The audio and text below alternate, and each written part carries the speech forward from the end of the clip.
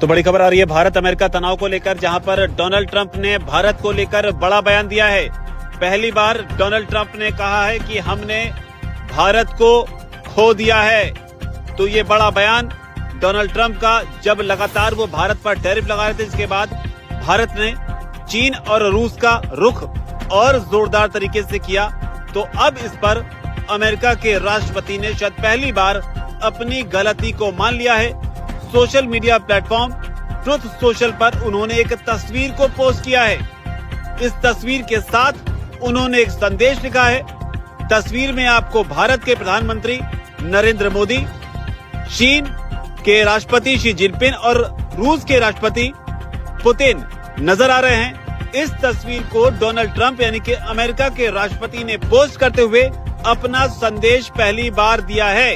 ये संदेश इसलिए पहली बार कहा जा रहा है क्योंकि इससे पहले अमेरिका में ही कई जानकार ये कहने लगे थे कि जिस कोशिश में अमेरिका को दशकों गुजर गए कि किस तरह से रूस से और चीन से भारत को अलग किया जाए, किस तरीके से कोल्ड वॉर के बाद से इनकी दूरियों को बढ़ाया जाए और भारत को अमेरिका के करीब लाया जाए, ट्रंप ने कुछ महीनों में ही उन सब चीजों को, उन सब कोशिशों को तबाह कर दिया।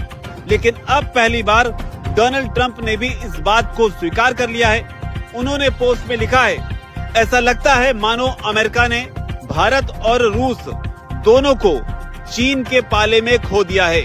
हमने भारत और रूस को चीन के सबसे गहरे और अंधेरे पाले में भेज दिया है, जिसमें वो साफ तौर पर लिख रहे हैं, looks like we have lost India and Russia to deepest darkest China.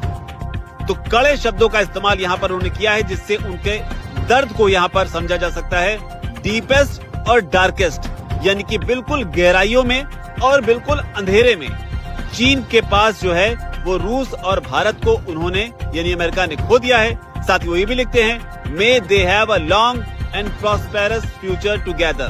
तो ये एक सरकाज़्म भी है कि उम्मीद करता हूँ कि इन सब का एक प्रॉस्पेरस और एक लंबा समृद्ध फ्यूचर जो है वो एक साथ में रहेगा।